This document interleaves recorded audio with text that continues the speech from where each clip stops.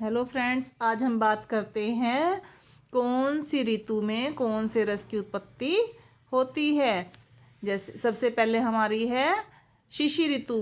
कुल कितनी ऋतुएं होती हैं? 6। शिशिर, बसंत, ग्रीष्म, वर्षा, शरद, हेमंत। ठीक है। शिशिर ऋतु कब कब होती है? शिशिर ऋतु होती है हमारी 15 दिसंबर से लेके 15 फरवरी तक।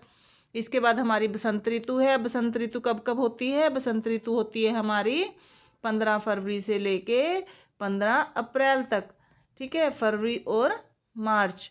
ठीक है, तो 2-2 महीने की हर ऋतु होती है। फिर ग्रीष्म ऋतु आती है। ग्रीष्म ऋतु हमारी होगी 15 अप्रैल से लेके 15 जून तक।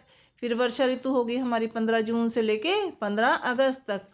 फिर शरद ऋतु होगी हमारी 15 अगस्त से लेके अक्टूबर तक, 15 अक्टूबर तक। और फिर हमारी लास्ट है हमारी हेमंत ऋतु। हेमंत ऋतु है 15 अक्टूबर से लेके 15 दिसंबर तक। इस प्रकार हमारी ये 6 ऋतुएं कंप्लीट हुई।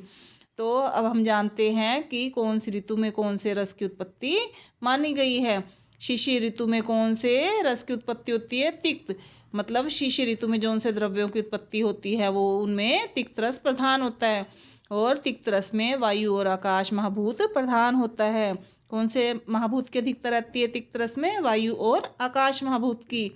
इसके बाद हमारा है बसंत ऋतु। बसंत ऋतु में कषाय रस की उत्पत्ति होती है। ये 15 फरवरी से 15 अप्रैल तक का समय होता है। इसमें जो औषधियाँ पाई जाती हैं, उत्पन्न होती हैं, उनमें कषाय रस प्रधान होता है और इसमें वायु और पृथ्वी महाभूत की अधिकता रहती है। ग्रीष्म ऋतु। ग्रीष्म ऋतु में कटु रस प्रधान द्रव्यों की उत्पत्ति होती है और ये होता है 15 अप्रैल से 15 जून तक।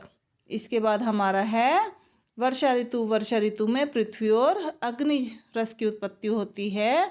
अग्नि महाभूत की प्रधानता रहती है और अमल रस की उत्पत्ति होती है।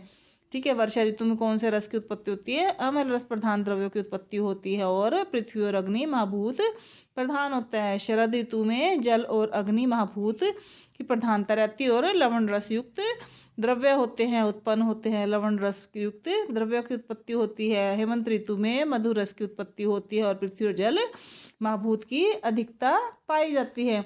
इस प्रकार हमने जाना कि शिशिर ऋतु में तिक्त रस की उत्पत्ति होती है। बसंत ऋतु में कषाय रस की उत्पत्ति होती है। ग्रीष्म ऋतु में कटु रस की उत्पत्ति होती है। वर्षा ऋतु में अम्ल रस की, शरद ऋतु में लवण रस की और हेमंत ऋतु में मधु रस की उत्पत्ति होती है। और आपको पता ही है कि तिक्त रस में वायु और आकाश महाभूत प्रधान होता है। कषाय रस में वायु और पृथ्वी महाभूत प्रधान होता है। कटु रस में वायु और अग्नि महाभूत प्रधान होता है।